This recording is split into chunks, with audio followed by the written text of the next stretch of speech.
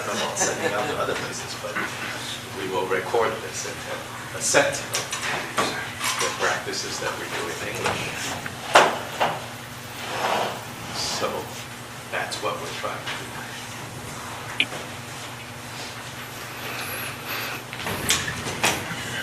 Give it a few minutes. It's the South after all.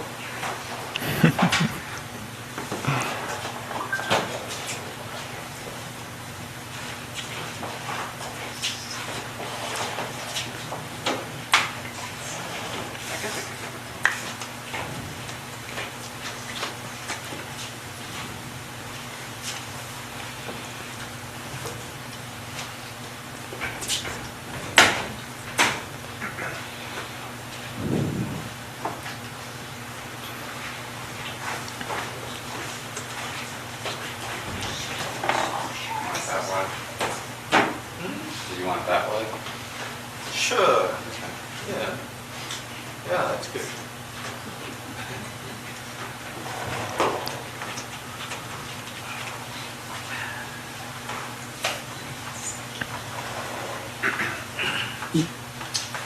So while we wait a few more minutes before we start, just some guidance or suggestion of what to do. So some of you may have these Vajra and bell in front of you. If you don't want to touch them, just leave them alone. If you want to use them, then whenever we use them, we hold both of them. Because the bell is not just to make sounds. In the end, the bell and the Vajra are symbolic. We call it like these commitment articles. And they are to remind us of always holding clear seeing or insight or understanding on the one hand, which is the wisdom, which is represented with the bell. And then this is to be skillful at meeting people where they are, called compassion, also called skillful means. To develop the capacity to meet people where they are in order to help them help us. So it's a two-way help actually, to help them and to help us to awaken, which is what Buddha means. So it said that Buddhahood, the state of being Buddha, is when both of these qualities are fully actualized.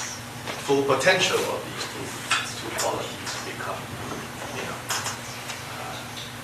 fully uncovered. And so this is the objects associated with these two qualities. So we always hold them together. The wisdom or the understanding on the left side with the left hand, and then the skillful compassion right hand. And there are all sorts of details of how we pick them up, how we put them down. Don't worry about it. For most of you, it's a little too many things to remember. Only thing I ask you to remember is like, if you do use them, then it's both. Bell on the left hand, Vajra on the right hand. You can now go ahead and wake them up, so to say, so that they're standing up.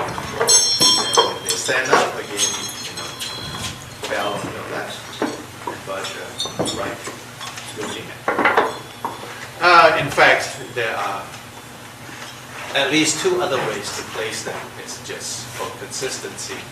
Here at the temple here, this is how we place them.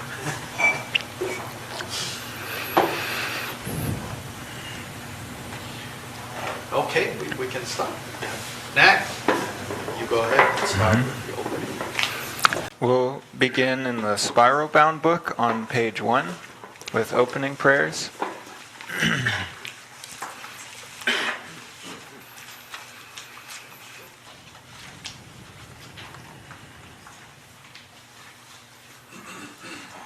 Oh. other sentient beings, boundless as the sky, especially those enemies who hate me, obstructors who harm me, and those who create obstacles on my path to liberation and omniscience. May they experience happiness and be separated from suffering. Will quickly establish them in the state of the most perfect and precious Buddhahood. All Mother sentient beings, boundless as the sky, especially those enemies who hate me, obstructors who harm me, and those who create obstacles on my path to liberation and omniscience. May they experience happiness and be separated from suffering. I will quickly establish them in the state of the most perfect and precious Buddhahood. All Mother sentient beings, boundless as the sky, especially those enemies who hate me, obstructors who harm me, and those who create obstacles on my path to liberation and omniscience. May they experience separated from suffering. I will quickly establish them in the state of the most perfect and precious Buddhahood. Thus, until I achieve enlightenment, I perform virtuous deeds with body, speech, and mind. Until death, I perform virtuous deeds with body, speech, and mind. From now until this time tomorrow, I perform virtuous deeds with body, speech, and mind. Next, turning to the top of page 6. In the Buddha, Dharma, and Sangha, most excellent, I take refuge until enlightenment is reached by the merit of generosity and other perfections.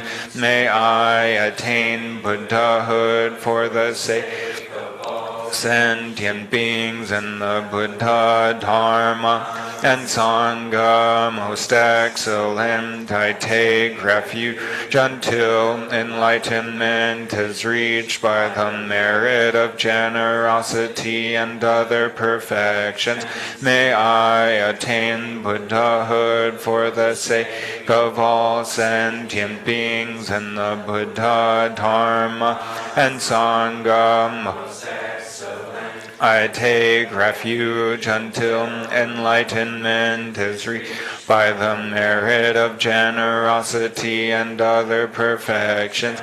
May I attain Buddhahood for the sake of all sentient beings. May all Mother sentient beings, boundless as the sky, have happiness, and the causes of happiness, may they be liberated from suffering, and the causes of suffering, may they never be separated from the happiness that is free from sorrow. May they rest in equanimity, free from attachment and aversion. May all Mother sentient beings, boundless as the sky, have happiness, and the causes of happiness, may they be liberated from suffering, and the causes of suffering, may they never be separated from the happiness that is free from sorrow. May they rest in equanimity, free from attachment and aversion. May all Mother sentient beings, boundless as the sky, have happiness, and the causes of happiness, may they be liberated from suffering, and the causes of suffering, they never be separated from the happiness that is free from sorrow. May they rest in equanimity, free from attachment and aversion.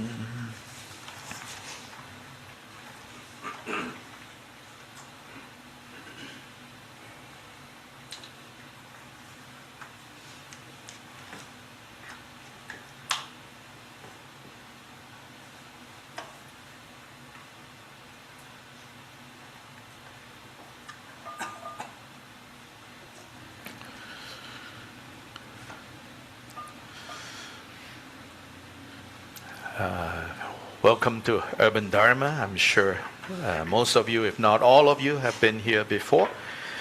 In particular, every Sunday morning, we gather to do this practice, which is called in Tibetan Sang, the offering of Sang. Sang can be translated as to cleanse. So it's a cleansing offering. In fact, the liturgy that we use gives a pretty good explanation of what this practice is. It starts off by first describing the things we use to create this aromatic smoke as the outer, we say the outer aspect of cleansing.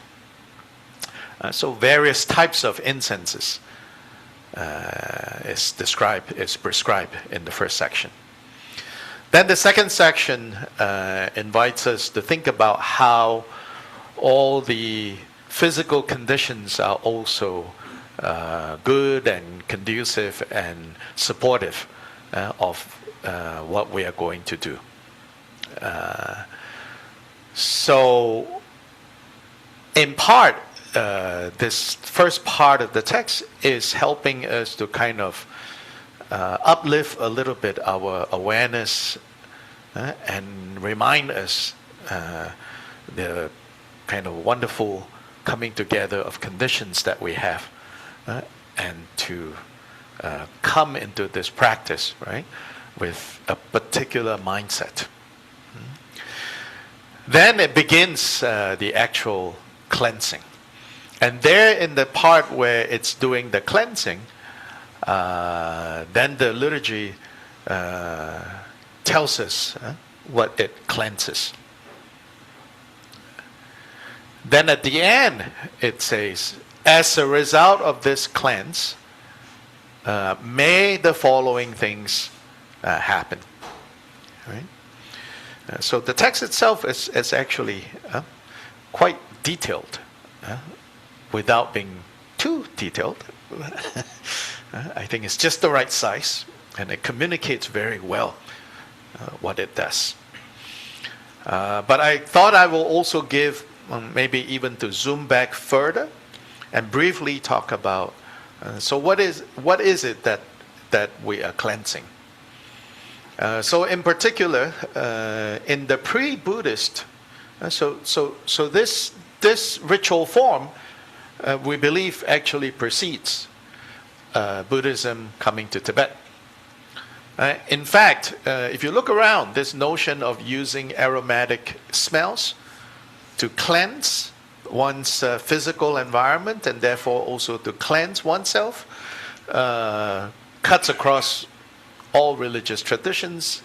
Every place has some version of this.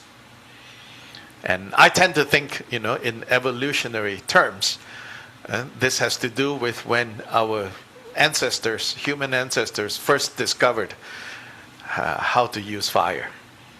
And with that came a lot of security, a lot of protection, right?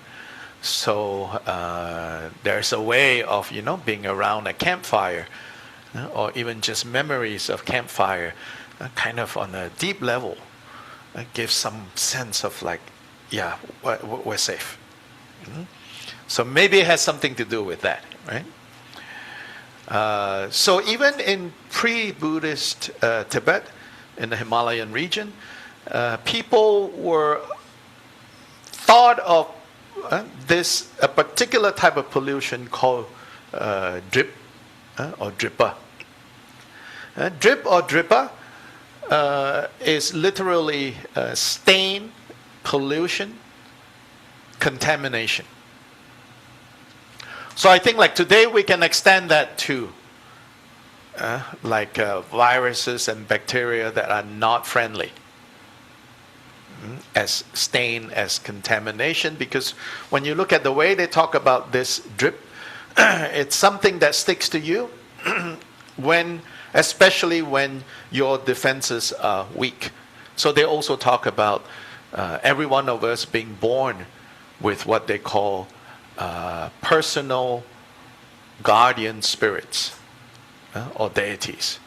They call it the paternal spirits, the maternal spirits, the spirits of the locale, the location, the spirits of your life force, the spirits that protect you against your enemies. So again, by extension, here we think in terms of our immune systems, right? Not necessarily, replacing one with another, but by extension, you could say, however you conceive of these things, right?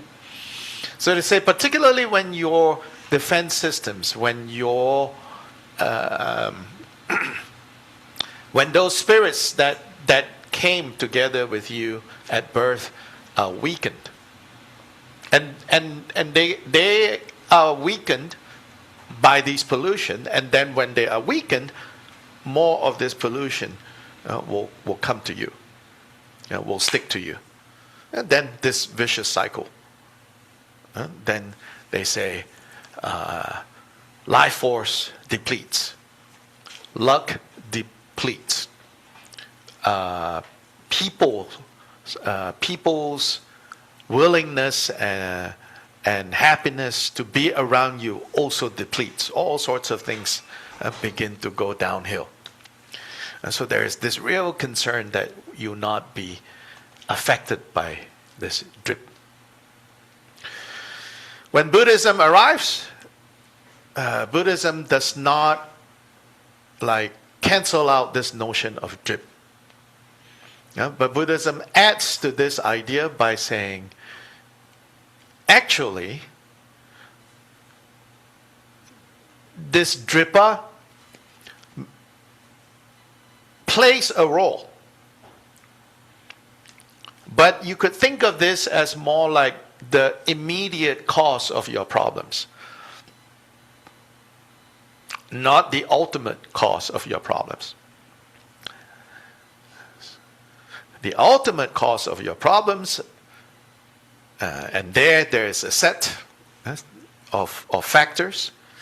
The most, again, even with that set of factors, you can look at it as what's closer to you and what's further back. So, what's closest to you is negative karma, dark karma that you have created in the past. They are now producing their results. And so negative karma ripening. Then of course, negative karma ripening comes from negative karma in terms of causes created. Now as a footnote, I don't know how many times I've said this, but it's not so much that you don't get it on the cognitive level, it's on the heart level. So try listening to this as many times as you can and really let it kind of go in and make some changes. Karma is not rewards and punishment. Karma is not about you deserve or you don't deserve. Karma is causality. And so when we say negative karma, it's so easy for us to immediately hear, I'm bad. Or someone says, I'm bad. And then you try to fight this. It's not. It's saying a cause was created, an effect comes, an effect ripens. Right? So the Buddha says, the true cause of suffering and the true cause of happiness is choices made. Yeah.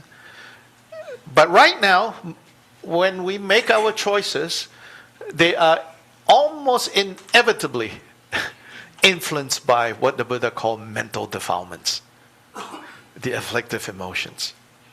Chief of that is delusion. That comes from not knowing. Not knowing what? Not knowing how things are and how things play out. Yeah, how things are, their basic disposition, and how they play out, how they flow out, how they naturally unfold. Not understanding that. And so often,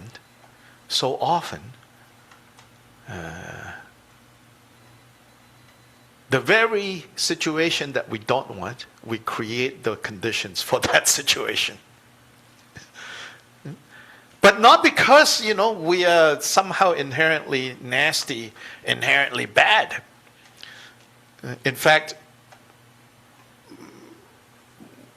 we are inherently good. But in trying to find that good that corresponds with our innate goodness, we lose our way. So, negative karma, coming from mental defilements that ultimately arise from not knowing or misknowing, avidya in Sanskrit. Okay, now come further back to the situation of drip. So we can ask, when this drip out, when this pollution arises, does it come from other people? Or does it come from, is it the result of our own evolution? And here evolution, I'm using this word lightly. Here evolution, we don't mean like naturally evolving. We mean here you're putting effort into evolving, into growing. So sometimes this question is asked, does pollution happen because you're around pollution?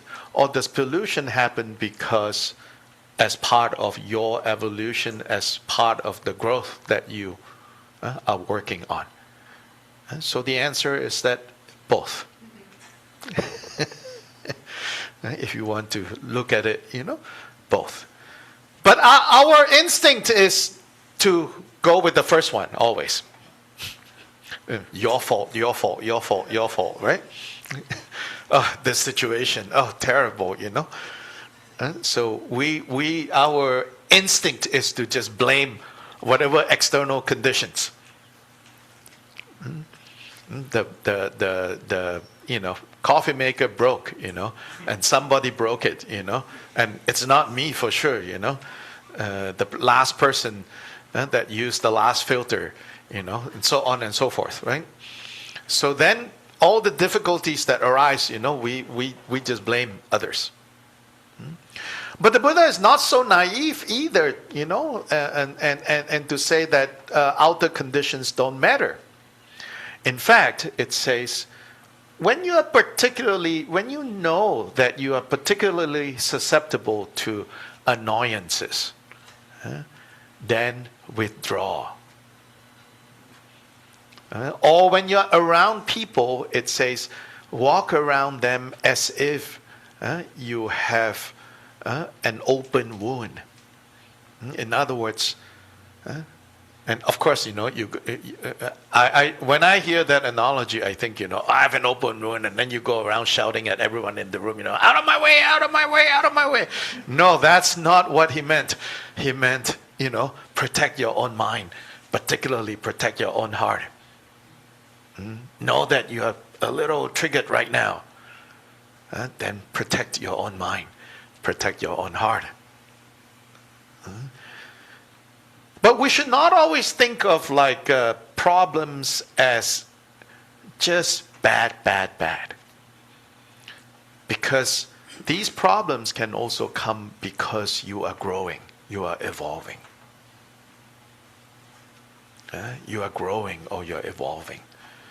So an analogy given is like, you look at a piece of fabric, it seems like, it looks fine, Then you start cleaning. Then you look at the water, you're like, oh, look at that. Right? It's like, oh, it's not part of the design. There is all kinds of stains here. So you clean, and then the stains are gone. And it turns out, like, what you thought was this beige, table runner, it's white. So now it's white. But because now it's white, right? It's more susceptible to.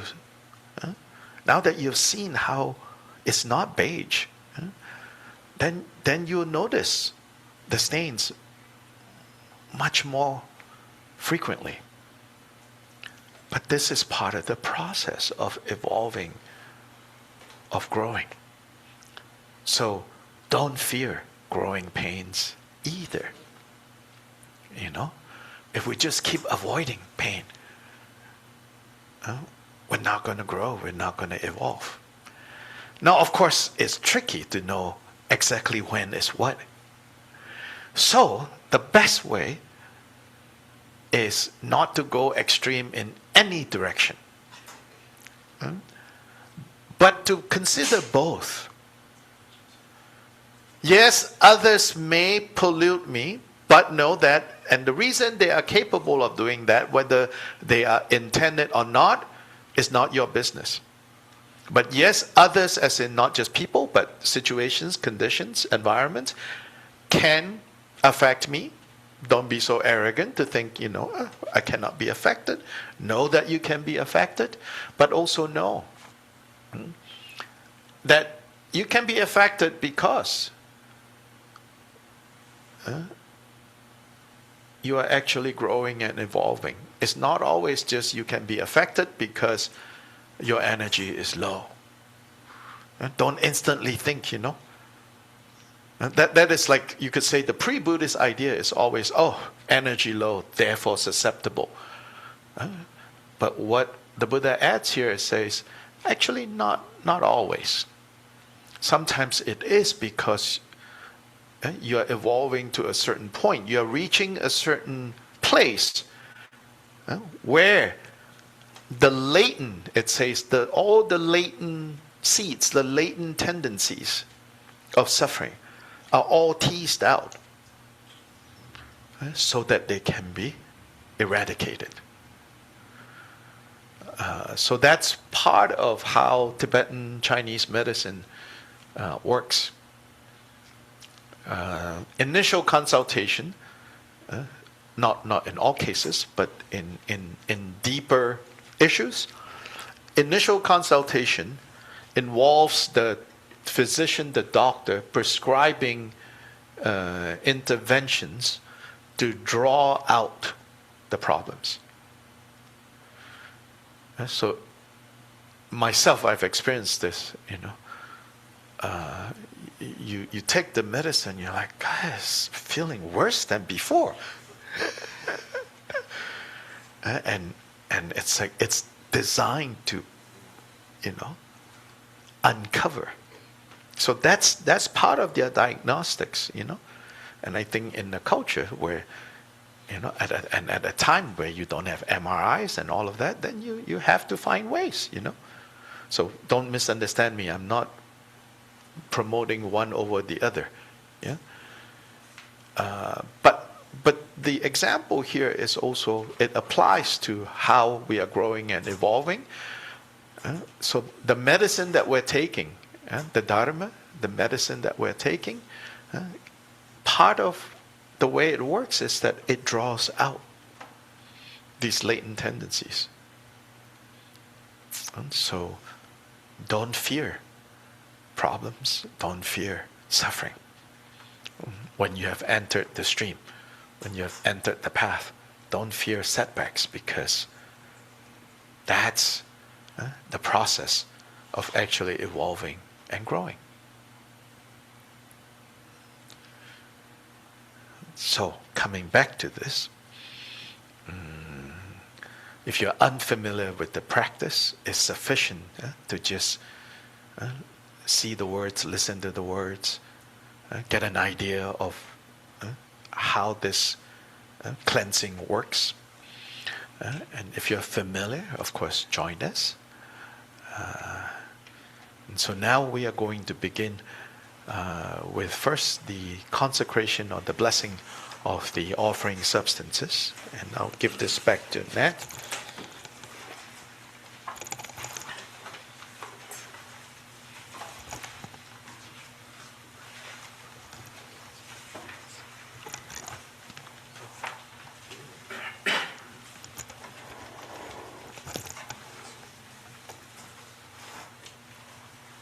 We first do one invocation.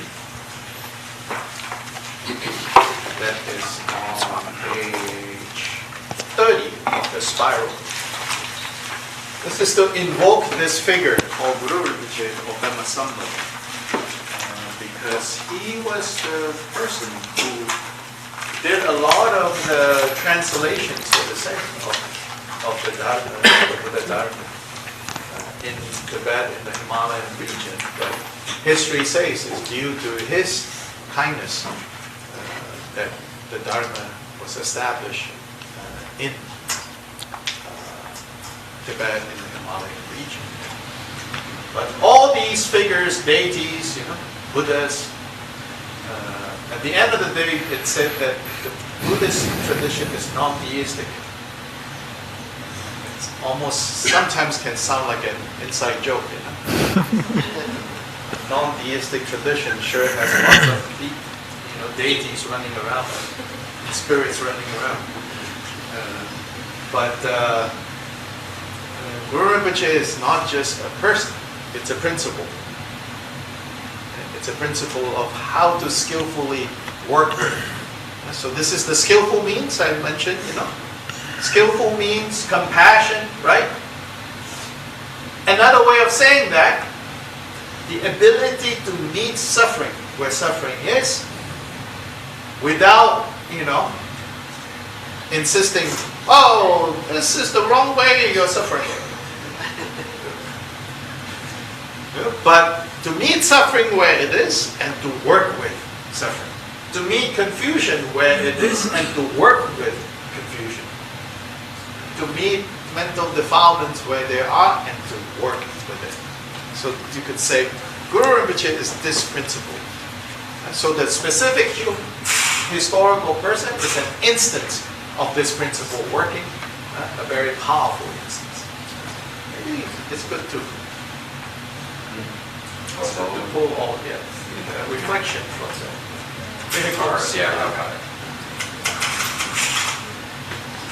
potentially triggering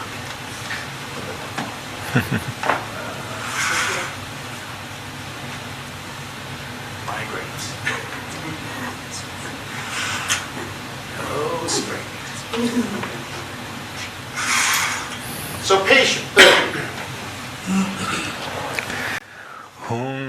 On the northwest border of the land of Odhyana, in the heart of a lotus flower, endowed with the most marvelous attainments, you are renowned as lotus-born, surrounded by many hosts of Dakinis, following in your footsteps. I pray to you, come inspire me with your blessings. Guru Bhima Siddhi Hum.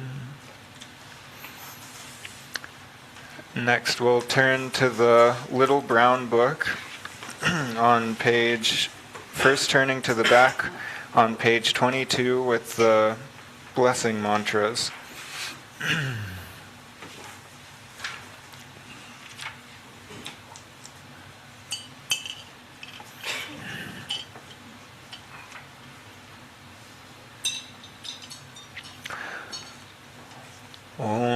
Swabhava Shuddha Sarva Dharma Swabhava Shuddhoham.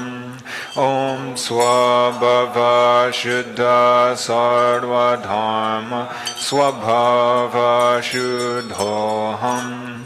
Om Swabhava Shuddha Sarva Dharma Swabhava Shuddhoham. The substances become naturally empty. Namasarva Tathagate Bayo Vishva Mukhebhya Sarvatakam Udgate Saparana Imam Gaganakam Soha. Namasarva Tathagate Bayo Vishva Mukhebhya Sarvatakam Udgate Saparana Imam Gaganakam Soha. Nama Sarvatagate Bhayo Vishva Mukhebhya Sarvatakam Udgate Saparana Imam Gaganakam Soha. The five sense objects become the inexhaustible sky treasury. Om Bandhra Amrita Kundali Hana Hana Hum Pe. Om Bandhra Amrita Kundali Hana Hana Hum Pe. Om Bandhra Amrita Kundali Hana Hana Hum Pe. All these become a great ocean of elixir.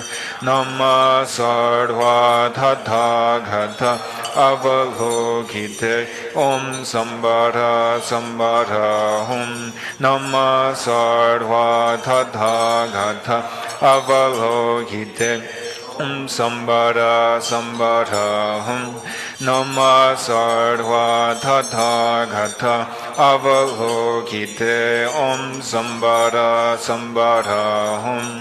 All these turn into whatever the guests wish for. Om Jnana Avalokite Nama Samanta Saparana Rashmi Sambhava Samaya Mahamani Duru Duru Hridaya Dwalani Hum. Om Jnana Avalokite Nama Samhanta Saparana Rashmi Sambhava Samaya Mahamani Duru Duru Hridaya Dwalani Hum.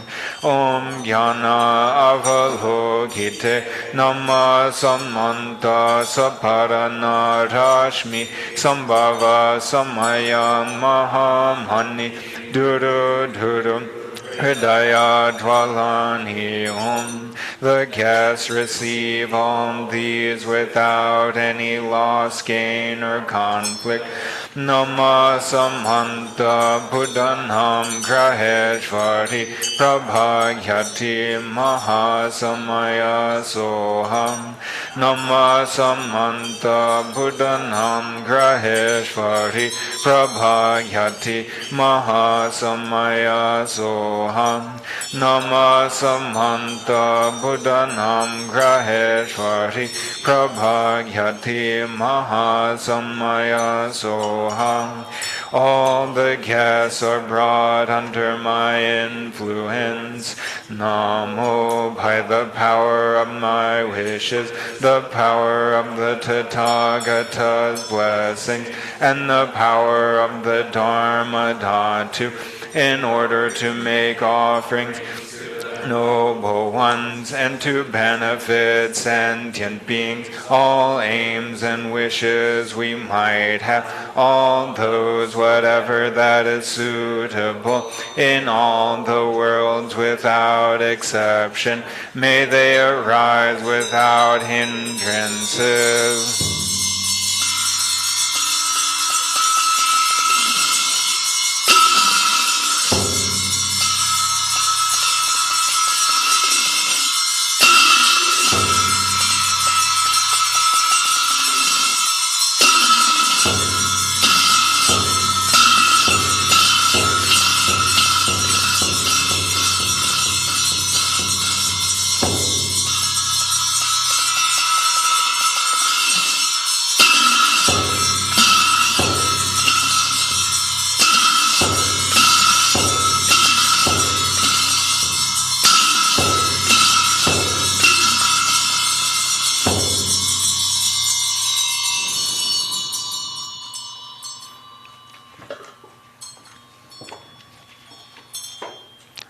Now turning back to page 1.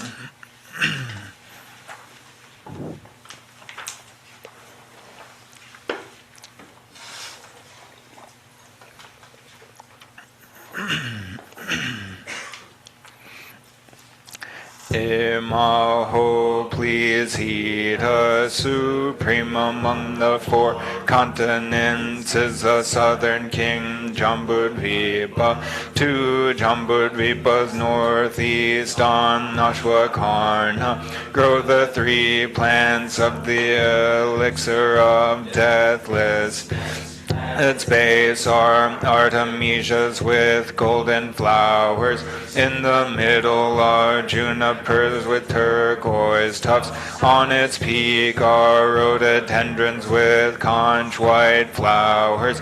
These 3 excellent plants endowed with attributes are where the elixir of the city of deathlessness verdant and fragrant throughout the 4 seasons. Such are the extraordinary attributes of excellent plants by the blessings of the Buddhas of the 3 times for the dispelling of the elusive discursive thoughts of sentient through the auspicious interdependence of the coming together of the karma, merit, and aspirations of gods, humans, and demons. Fragrant smoke clouds of sweet-smelling incense from these elixir plants with attributes of deathlessness billow into the sky. Thus the darkness and dullness of gods, humans, and demons are cleared away as brilliant lights and garlands of blazing light rays stream forth. The dense darkness of ignorance and delusion is cleared away. The searing hot and burning blaze of fire incinerates all contamination, impurity, and dross. These 3 plants endowed with such attributes by the blessings of the perfectly pristine Dharma Dhatu, by the truth of the 3 jewels, the source of refuge, and by the power of the accomplishments of seers and Vidyadharas, purify the attitude and conduct conditioned by the ways of God, humans, and demons, thus reconciling them when gods, humans, and demons are in conflict. This is the means to clear them when the clean and unclean of mayhem are mixed. This is the means to cleanse them when accomplishments and obstacles are mixed. This is the means to clear them when truth and falsity, good and bad, are mixed. This is the means to clear them when good, bad, and middling are mixed. This is the means to clear them when there are errors in ritual practice. This is the means to cleanse them when gods, humans, and demons create contaminants. This is the means to cleanse them when there are bad signs and omens in dreams. This is the means to clear them when signs and astrological calculations are bad. This is the means to clear them when the 5 sense faculties are obstructed. This is the means to clear them when gods of protection and fortune weaken. This is the means to cleanse them when there are quarrels and jealousies. This is the means to clear them when elusive apparitions and superstitions the this is the means to clear them. When there are transgressions from erecting buildings and houses on the land, this is the means to clear them. When the commitments of guardians weaken, this is the means to cleanse them. When earth lords, nagas, and yen spirits become agitated, this is the means to clear them. When there are bad years, months, days, and times, this is the means to cleanse them. When sun, moon, planets, and stars are bad, this is the means to clear them. By the power of performing this profound ritual of washing with cleansing smoke, thorough analysis will reveal that nothing is left unrealized or unseen. By the truthful speech of the seers, nothing is left unfulfilled. By this ritual's auspicious interdependence, nothing at all is left incomplete. When causes and conditions come together, everything will be accomplished. When ritual procedure is carried out, everything will be purified. So it has been taught. Emaho, please heed us today for patrons, beneficiaries, and our circles, to pacify obstacles of infectious diseases and clear defects from the veil of Samaya violations, resentments, and jealousies. May you, knowing and assembly of deities, please heed us. Today the planets and stars in the sky are good, and when this land is examined well, the desirable attributes are found to be complete. Furthermore, time and date are both auspicious. This day is excellent, and the constellations are good for performing this cleansing and pacifying ritual. Buddhas, bodhisattvas, and foe destroyers have exhausted the defilements. The Buddha, chief among two-legged beings, is sublime truth. The Dharmata, free of attachment, is sublime truth. The Sangha, chief of assemblies, is sublime truth. By this blessings of these truths of the three jewels, may this cleansing ritual be accomplished perfectly. Emaho, please heed us. We cleanse and offer with Samanta Bhadra's clouds of offerings. We cleanse with white sandalwood, Father Juniper. We cleanse with red sandalwood, Mother Cedar. We cleanse with aloes wood, King of medicines. We cleanse with cypress wood, King of fragrances. We cleanse with white rhododendron, fragrance of the gods. We cleanse with blazing turquoise leaves of fine juniper. We cleanse with the excellent scent of white artemisia. We cleanse elephantine scent of white mugwort. For you, unsurpassed refuge, gurus of the lineage of instructions, we cleanse for you, perfect Buddha, supreme among two-legged beings. We cleanse for you, sacred Dharma jewel that dispels habitual propensities. We cleanse for you, noble Sangha, that is the field of merit. We cleanse for you, mandalas of conquerors, assemblies of Yidam deities. We cleanse for you, Virdas and Dakinis who defend all. Cleanse for you, Dharmapalas and guardians who defend the teachings. We cleanse for you, Bhadra family guardians of the outer tantras. We cleanse for you, guardians of the Buddha's word, the tantras and We cleanse for you, guardians of the lineage of the Master and forefathers. We cleanse for you, guardians of all hermitages and religious centers.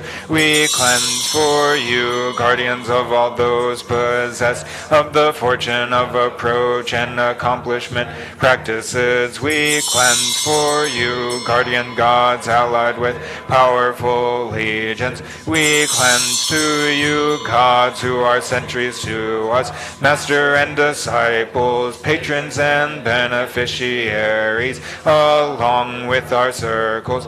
We offer this divine cleanse to you, gods who are our watchmen at night. We offer this divine to you, gods who come to our support. We offer this divine cleanse for you, gods who act as bridges over water, as steps up cliffs, and as lamps in the darkness. We cleanse to you, gods who keep watch against enemies and dispatch allies, who give antidotes for poison, who cure illness, who destroy the legions of Maras, who oppress evil spirits, and who rout armies in battle. We offer this divine cleanse to you, gods who escort us in front, who guide us from behind, who meanwhile look after our interests, who at home guard our children and wealth, who act as herders of human and animal offspring, and who protect the country of our paternal relations.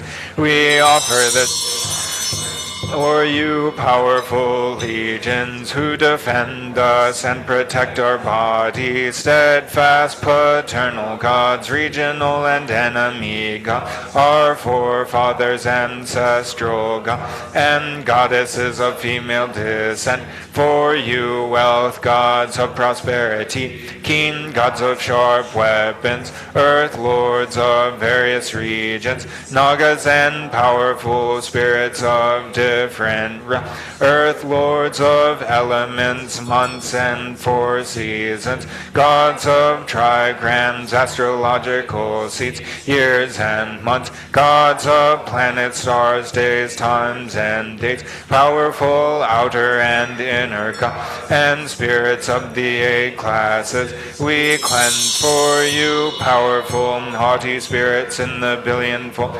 universe, sovereigns of the 3 realms, who dominate the 3 planes of existence without exception, and who inhabit the 4 continents, the 7 golden mountains, the 7 pleasure lakes, Mount Meru, the ring of iron mountains, oceans and rivers, zodiacal houses of the sky, sun, and charnel grounds, forests and mountains, you gods, nagas, kinnaras, and so forth, scent eaters, ghouls, garuda, serpent beings, harm bringers, elemental spirits, plunderers, and their king.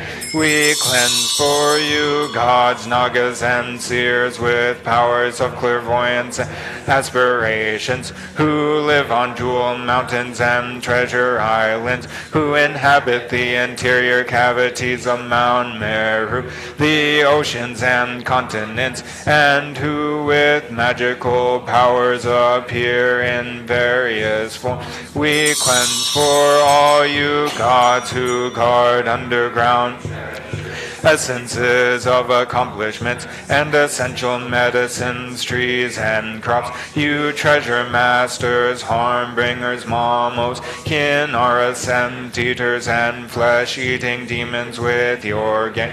We cleanse the smoke, the worlds above the ground are cleansed with these flames, gods and demons in the sky and on the ground are with these sparks, nagas and yen spirits underground are cleansed with this fragrance, this vessel which is the external world in the 10 directions is cleansed. All the inner sentient beings contained in it are also Parents in the 3 times the 6 classes of migratory beings are cleansed, particularly for you who dwell in the snowy land of Tibet, you 9 gods who built this world and so forth, you 13 great hunting gods of Tibet, and you 21 great Kenyans. We cleanse for you 12 Tenmas who defend Tibet, local land spirits and gods who live on the peaks of castles. We cleanse for you Door God Tayak and House God Getung. We cleanse for you Earth God Yumho and Field God Songpa. We cleanse for you Road God Gumpo and Horse God Mapun. We cleanse for you Herd God Makyang and Wealth God Gyalpo. We cleanse for you Merchant God Tundro, King of War Gods and so forth, and various hosts of guests worthy.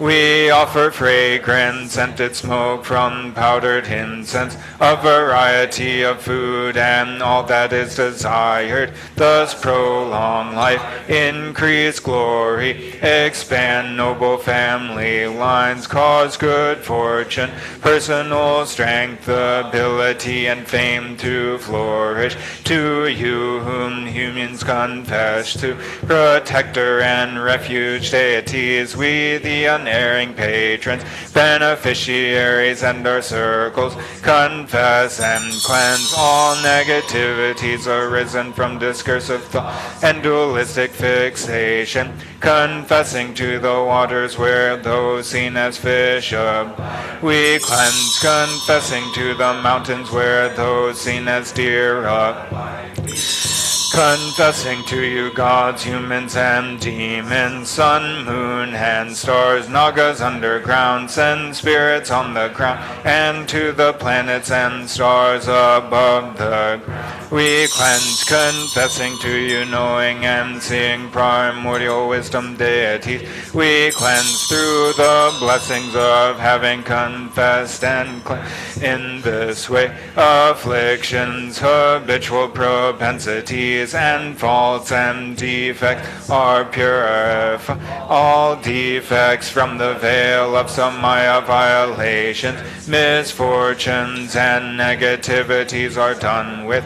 As for the faults and defects of tainted body, speech, and by the truth of the clearing from this ritual, washing with cleansing smoke, obscuring veils like mist that envelops mountain peaks, weakening forces like wood pine that overpowers treetops, and taints and Samaya like solar and lunar are cleared away by the auspicious interdependence that is this ritual of washing with cleansing smoke. Weaken Samaya's evil deeds and observations, resentments arising from the fouling of hearts, and defects from resentments, jealousies, the veil of Samaya violations, and so forth. All these that displease you, protector, refuge deities, and guardian,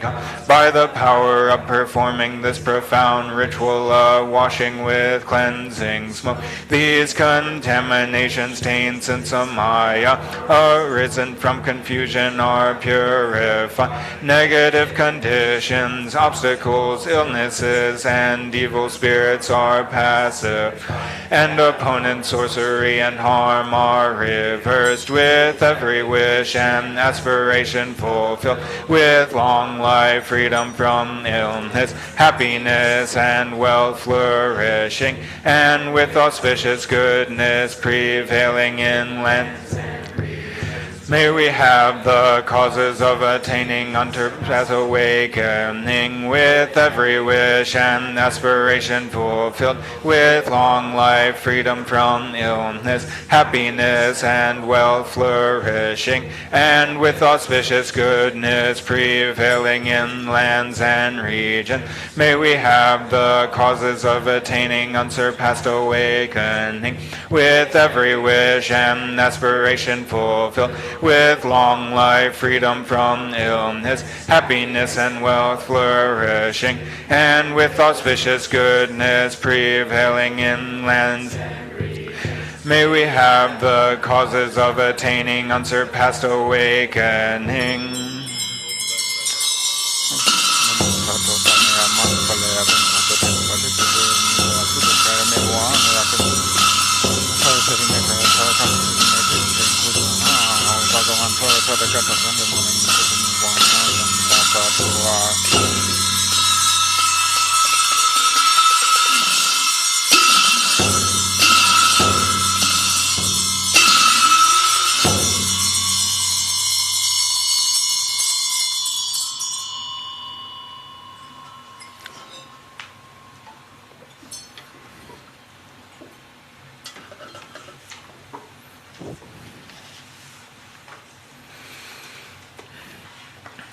Next, we'll turn back to the spiral-bound book, turning to page 95 for the 7 verses of protection, which is a short prayer to Tara.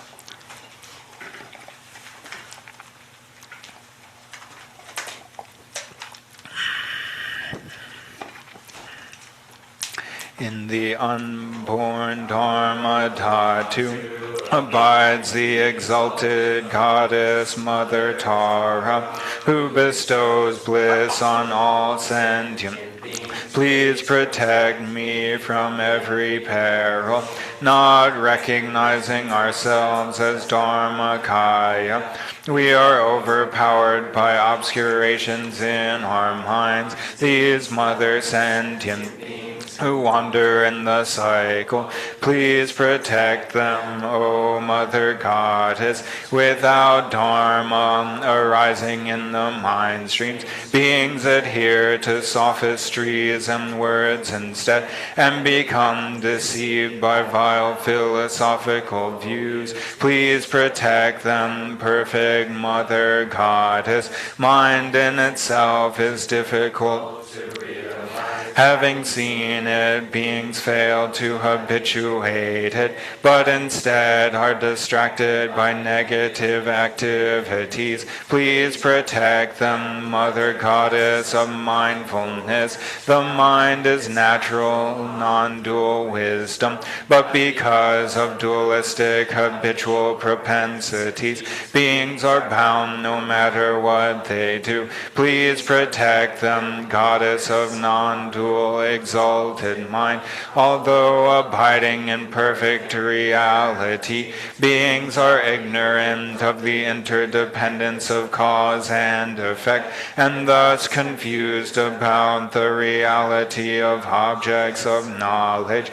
Please protect them, omniscient Mother Goddess. The characteristic of space is omnilaborated, and all phenomena are indistinguishable from that. Yet people who are disciples don't realize this. Please protect them, perfect Buddha Mother. And next, turning the page, we'll offer our Circum. And this will go from 99 to 107. We'll chant this in the Tibetan. But before that, we'll turn back to the brown book on page 22 to do the 6 mudras. And we'll skip the English stanzas in between and the prayer at the end.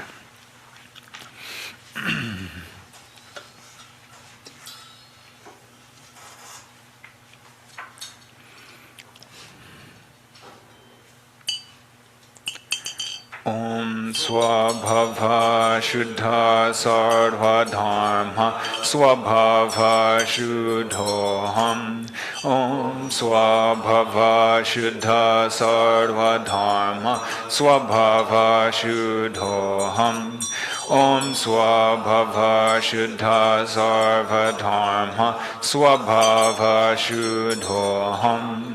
Nama Sarva Tathagate Bhayo Vishva Mukhebhya Sarvatakam Ugate Sabharana Imham Gaganakam Soha.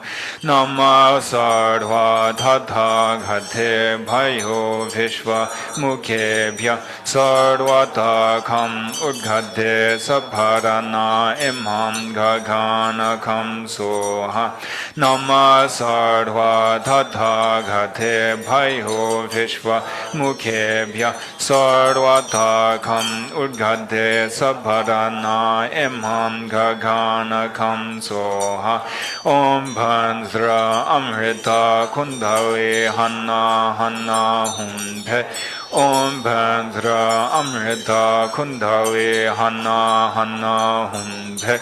Om Bhansra Rita Kundali Hanna Hanna Hunpe. Nama Sarva Tathagata Avalokite Om Sambara Sambara Hum. Nama Sarva Tathagata Avalokite Om Sambara Sambara Hum. Nama Sarva Tathagata Avalokite Om Sambara Sambara Hum. Om Yana Avalokite Nama Samanta Saparana Rashmi Sambhava Samaya Mahamani Duru Duru Hridaya Dvalani Hum.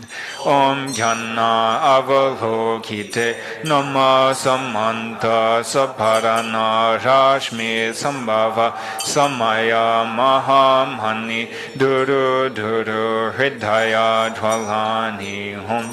Om Yana Avalokite Nama Samanta Saparana Rashmi Sambhava Samaya Mahamani Duru Duru Hridaya Dvalani Hum.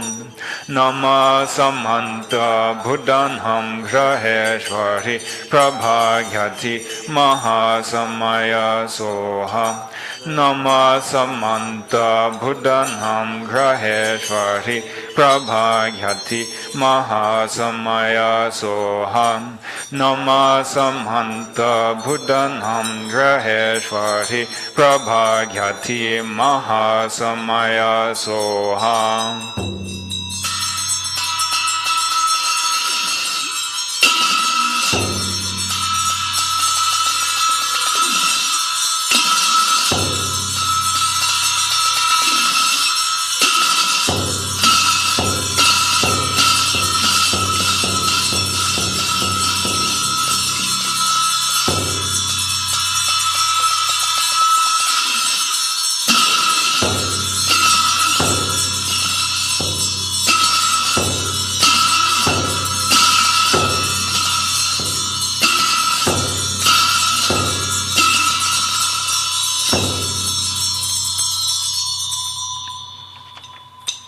And now back to the spiral bound book on page 99.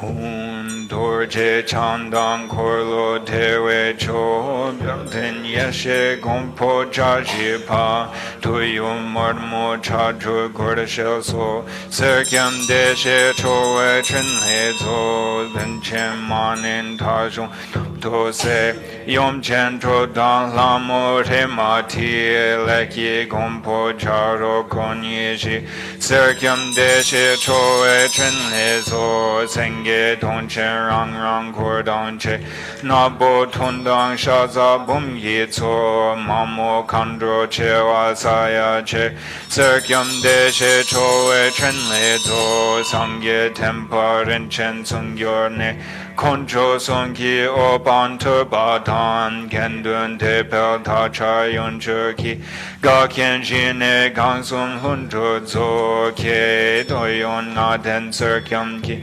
Chuba Dampa Kachempi Tsawa Gyupel Amalam Ulo Jinla Wang Korso Jetsun Dorje Nel Jordma Rigna Yeshe Dakilam Circum Chuba Dibolo Chodan Tumong Modruzo Tensung Kongi Tsomone Yenju Choki Dromhala Tuyon Circum Chubadi Bulo Yeshe Rewa Kon Ledan Yeshe Tamse Tam Wangi Lamo Chepala Circum Chubadi Bolo Namshi Chinle Chuparzo Sazo Choche Ningoma Soki Potri Chomo Mar Shazamar Na Tongdang Che Kandro Chewa Tsoche La Tsangyar Circum Tibolo Sangye Tenzung Kongjo Tu Daja Min or Korchela Jiche Tashi Kalken So Tunken Hunju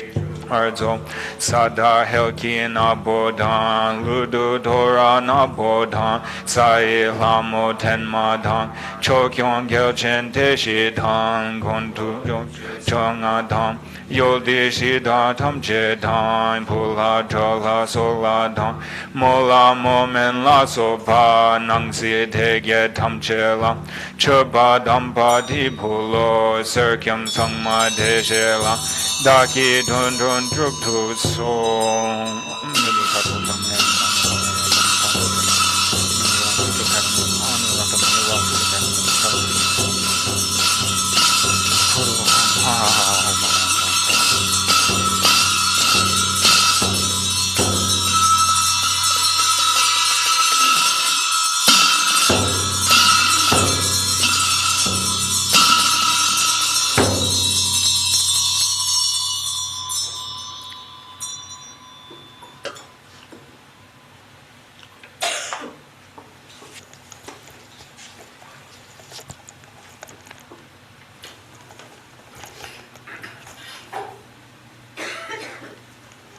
Any questions?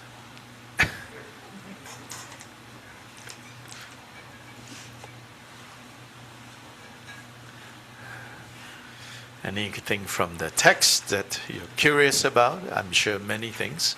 Anything you care to ask? I'm sure someone else is also asking. What do the mudras represent? Mudras are a means of communicating. Mudras are the gestures, you know. I believe they evolved from the dramatic arts of India. In classical Indian dance, the fingers tell a story. And so then likewise, these mudras are also telling a story. So communicating with gesture, communicating with speech, and then communicating with the corresponding inner work.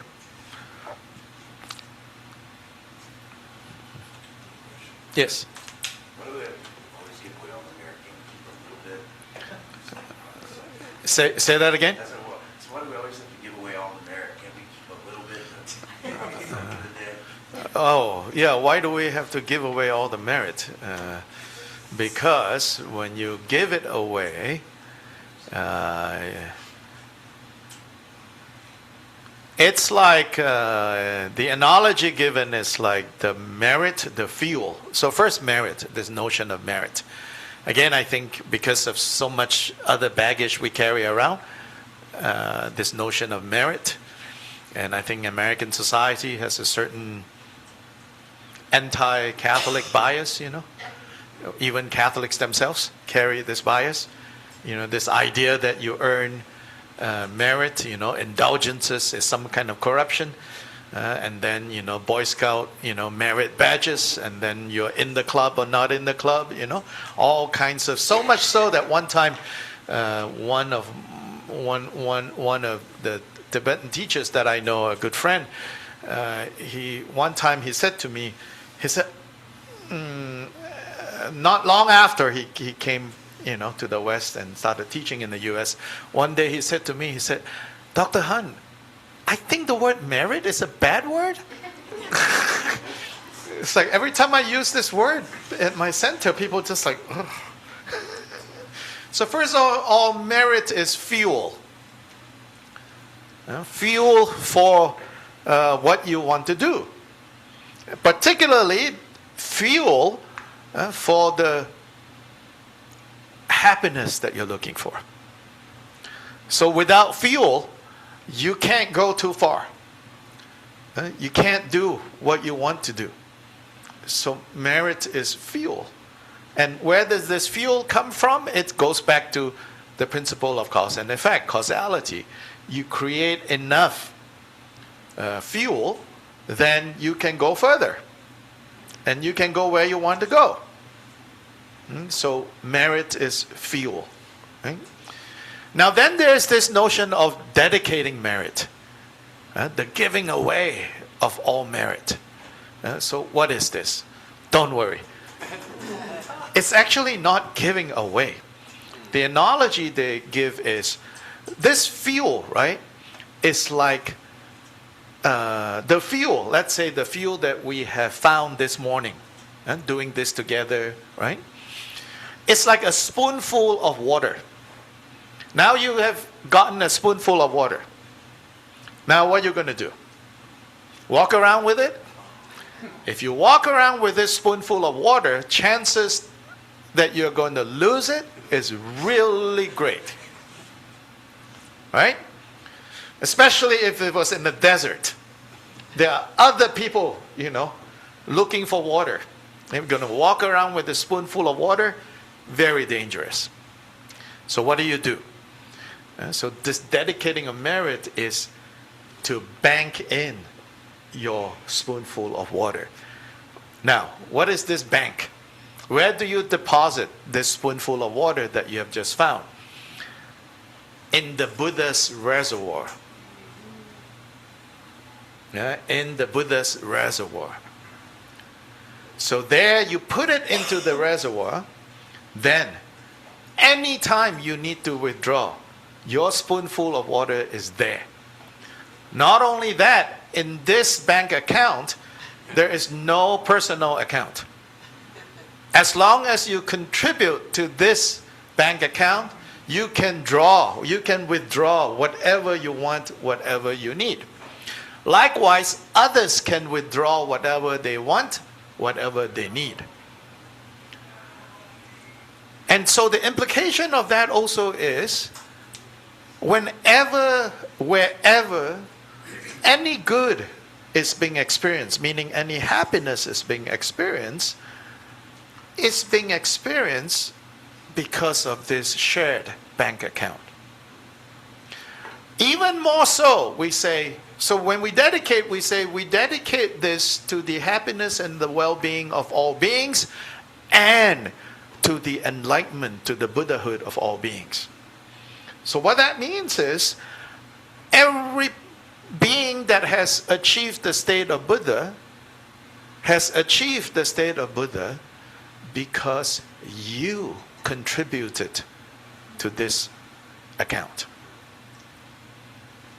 Every Buddha that is awakening now in any other world systems, they are becoming Buddhas. They are waking up because of you. And when you wake up, you will also wake up because so many other beings have contributed to this mutual fund. And so you put it all in there so that it will not be destroyed. Elsewhere we learn, a moment of anger, a moment of annoyance can destroy the fuel, can burn up all the fuel that you have accumulated for millions of lifetimes. So that's how dangerous it is if you just hog it, and say, this is mine, my precious, and walk around with my precious, then, it may even blow up and destroy you. But if you bank it in this Buddha's mutual fund, then anytime you need it, it's there. And in fact, even if you just bank in one spoonful, you can take a whole bucket out. That's how it works. So it's not actually giving it away. Now, of course, you have to bank in with this bigger view. Not like, I'm just going to put a spoonful and then, for the next 3 lifetimes, I'm going to take bucketfuls out.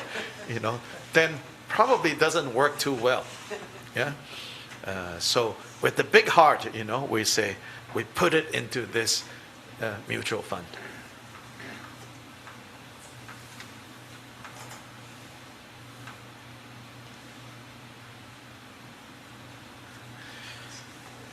Every time I see this part, I don't know if you it's not, I've not seen any traditional unpacking, although maybe I should look. But here, yeah, if you go to here, give me that, I have a different version. If you go to the offerings, there's some interesting insight, or at least I'm seeing something.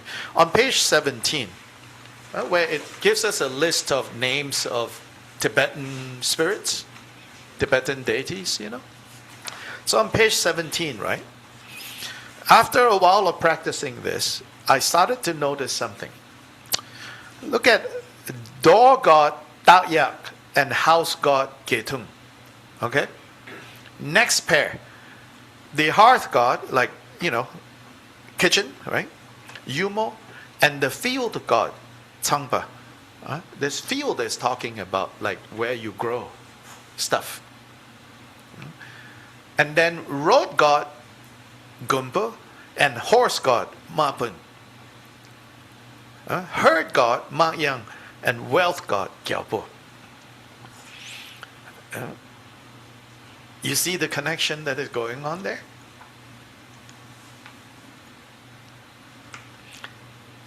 For a house, door is really important. Door keeps you safe. So there is the door and the house. Then there is the kitchen and the growing, where you cook and what you cook. And the road and the horse. So the road and your car. Yeah. And the herd. So wealth is measured in this society with, how many yaks you have, how many sheep you have. And the next one is really interesting. Merchant and war. Ooh. Yeesh. Some truths that we don't want to see, They're quite realistic here, Merchants and war. Yeah. So these are the interdependencies. Then also in the text you see things like, so all these gods, however you imagine them, right? They're talking about more basic, the potency, the integrity of each thing. And it said that through our dripa and so negative karma is called dikpa. Very similar sounding, dripa and dikpa. Yeah? So through our creation of dripa and dikpa, it deteriorates the potency, the integrity of things. It even mentioned, right, the gods are sharp weapons. And of course, on one level, you're like, why do we need weapons? But these texts are very realistic in a way. And, because there's one layer that comes from pre-Buddhist Tibet, and here you can think of like weapons, the keen gods, right? Keen gods of sharp weapons. Right? It's talking about if there's a weapon, if there's a knife, it needs to be effective. In fact, not thinking of knives as weapons, but thinking of knives as what you use in the kitchen, frequently it's knives that are not sharp that causes harm. because you need to use force. Whereas knives that are really sharp, less prone to accidents. So it's talking about when things lose their potency through the agency of our mucking things up. So this practice is reminding us the various ways in which we muck up things, and the need to reconcile. So it's also a practice of helping us understand how, even when we are not intentionally causing harm, just the way we go about our lives, we may be negatively impacting others. And to be humble about that, to understand that. Instead of feeling like we're being clubbed over our heads.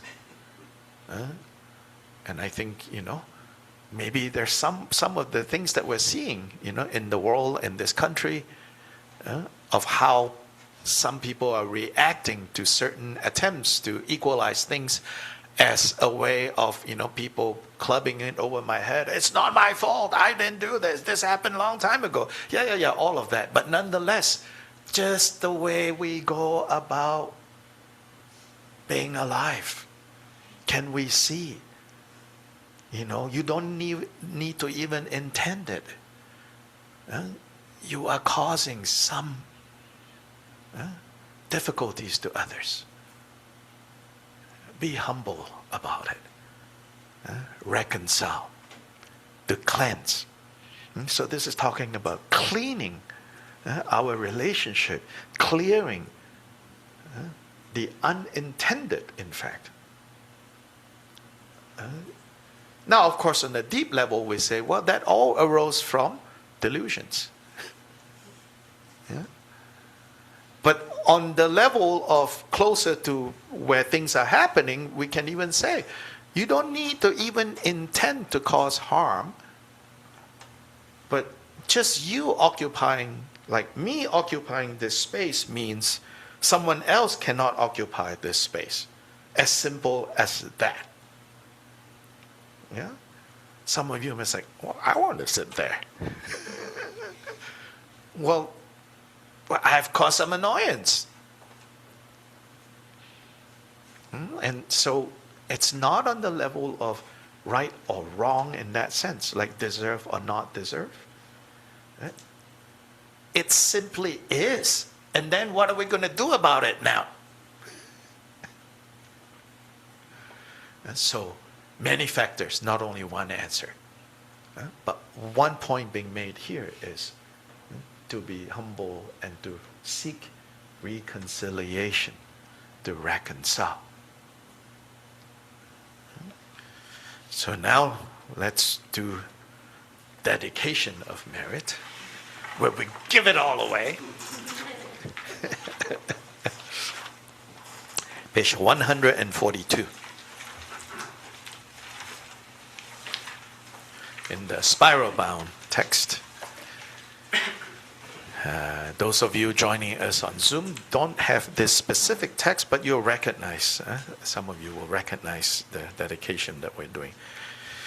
Great Vajadara Tilepa Naropa Marpa Milarepa Dharma Lord Gampopa Pamodrupa and Conqueror Drikumpa, please bestow suspicious blessings of all the Kagyu Gurus. By this merit may I achieve. May all who wander on the waves of birth, old age, sickness, and death cross the ocean of samsara. Confusion, bodhicitta, the excellent and precious mind, where it is unborn, may it arise. May it not decline, but ever increase higher and higher. I pray for the excellent health of the Guru and may the Guru's supreme life belong. Guru's activity spread far and wide, and may I be blessed, not separated from the Guru, just as heroic Manjushri knows everything else. Send Samantabhadra, who is thus as well, so too will I follow, and perfectly dedicate all the virtue accumulated by the blessings of the who have attained the three kayas by the blessings of the truth of the unchanging Dharma, by the blessings of the indivisible Sangha order. May the merit I am dedicating bear fruit, collected in the three times by myself and all beings in samsara and nirvana. May I and all sentient beings quickly attain the unsurpassed perfect conscious enlightenment. May the teachings of the great Trikung Shri, my Lord, Master of interdependence, continue to increase through study, practice, the end of samsara.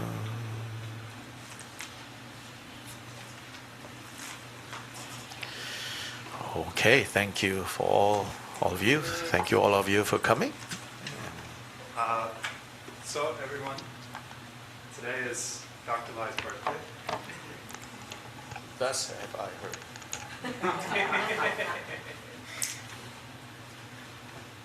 So we have cake to celebrate, and we also have some of your favorite donuts from home. Okay, just to clarify, Because I have no interest whatsoever in donuts. My interest is only in whole. So, as in a very specific donut from a very specific place. So please don't bring me any donuts from anywhere else.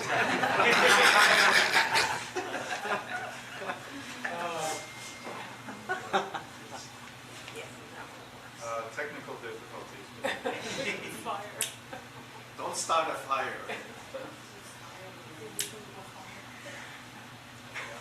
Okay, everyone.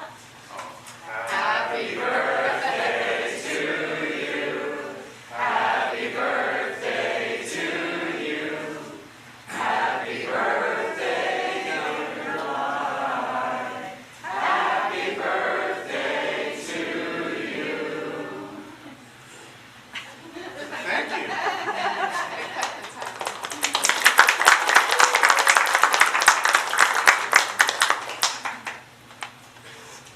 COVID did happen.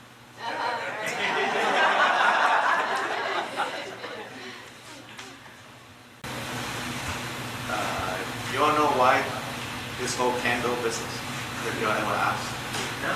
Yeah. I never really asked, what is this business? Lighting the candle, blowing out the candle. And particularly for Tibetans, for many Tibetans, Buddhists, they think, oh, it's so bad to light a candle and then snuff it out.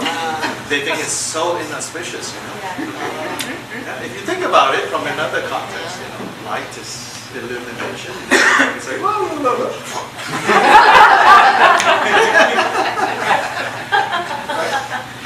It just, I should use this so that everything here. Yeah. So, on one level, it's like it really makes no sense at all, apparently, so I looked it up. It comes from this tradition that the smoke from the candle are supposed to take the prayers up to the gods. Some kind of apparently Roman, or at least somebody tried to trace it back to that particular culture. That the smoke, so it's sort of like what we're doing, this incense, this cleansing.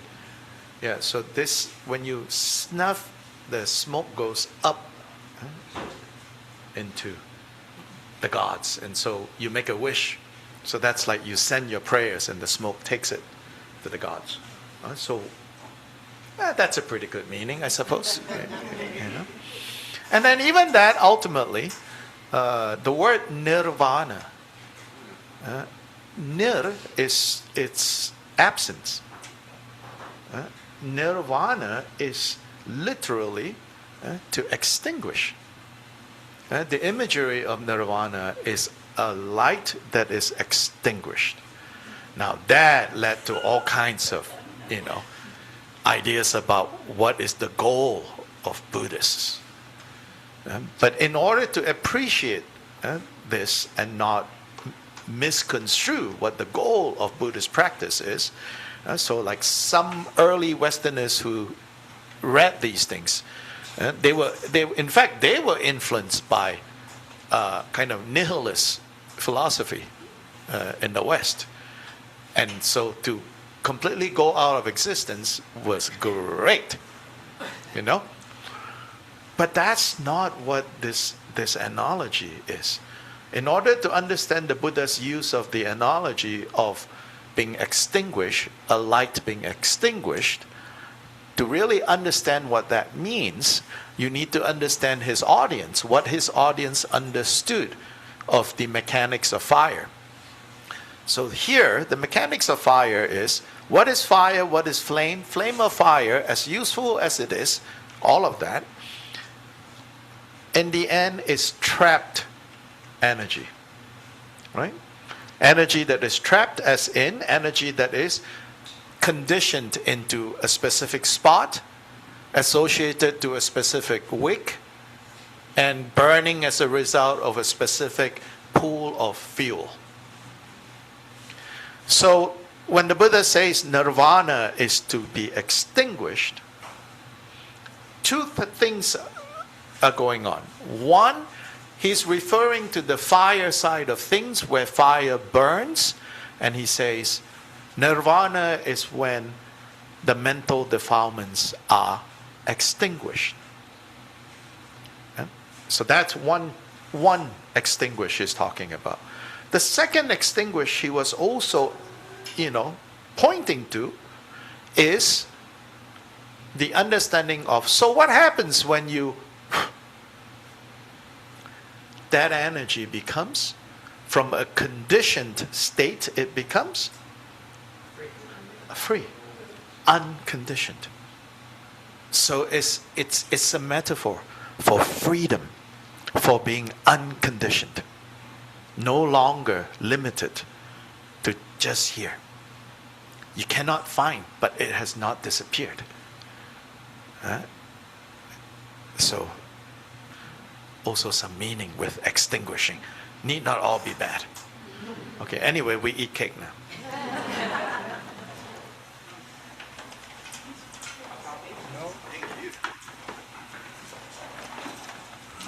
Estas son. Wait. I need to get that first. There's also coffee in the kitchen and hot water there, so please help yourselves. Bye-bye. Estas son las mañanitas que cantaba el rey David a los rinpoches. Hermosos se las cantamos así. ¡Feliz cumpleaños, Rinpoche! ¡Feliz cumpleaños! ¡Feliz cumpleaños! ¡Feliz cumpleaños!